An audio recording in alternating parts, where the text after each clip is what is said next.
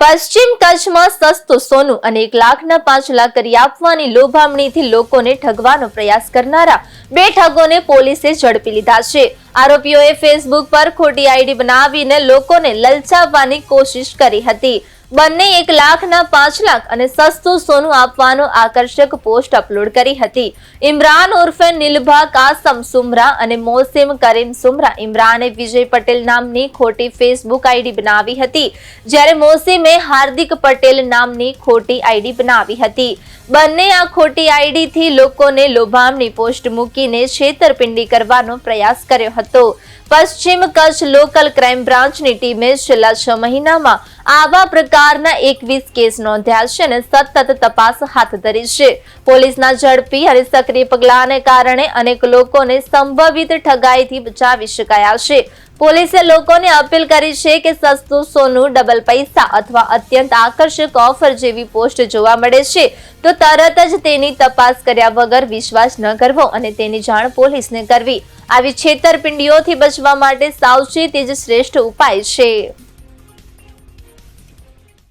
LCB પોલીસને ગઈકાલે બાતમી મળેલ હતી કે મોસીન સુમરા અને ઇમરાન સુમરા નામના બે વ્યક્તિઓ છે, જે લોકો પોતાના ફેસબુક આઈડી પરથી 1,00,000 થી 5,00,000 અને નકલી જે સોનાના બિસ્કિટ આવે છે એના વિડીયોઝ મૂકે છે, ફોટોઝ મૂકે છે.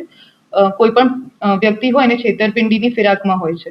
એ બાબતે એલસીબી ટીમ દ્વારા આખું વર્કઆઉટ કરતા આ બે વ્યક્તિઓને પકડવામાં આવ્યા છે અને એનાથી એમના જ્યારે મોબાઈલ જોવામાં આવ્યા ત્યારે ખબર પડી કે મોસીન સુમરા એમનું એક ફેક ફેસબુક આઈડી છે, જેના પરથી નામ છે હાર્દિક પટેલનું, અને ઇમરાન સુમરા જેમનું ફેક ફેસબુક આઈડી છે વિજય સોનીના નામથી. એ લોકો એમના ફેસબુક આઈડીઝ પરથી વિડીયોઝ અને રીલ્સ ને બધું મૂકે છે કે જેમાં 1 થી 5,00,000 અને ફેક આપણા જે સોનાના બિસ્કિટ હોય એના વિડીયોઝ મૂકે છે.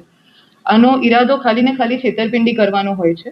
જે બાબતે બે અલગ અલગ ગુનાઓ દાખલ કરવામાં આવ્યા છે એ ડિવિઝન ભુજના પોલીસ સ્ટેશનમાં.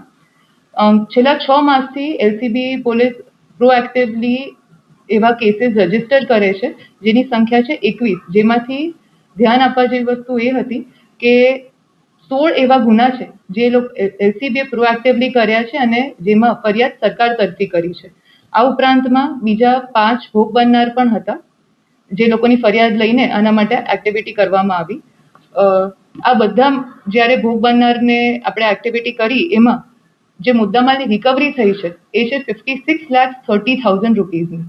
આ ઉપરાંત 5 લાખ રૂપીઝ એવા હતા કે જે અરજદારોની અરજીઓ પરથી રિકવર કરવામાં આવ્યા અને 13 તુજકો અર્પણ પ્રોગ્રામ અંડર આ બધા ભોગ બનનારોને પાછા આપવામાં આવેલ છે.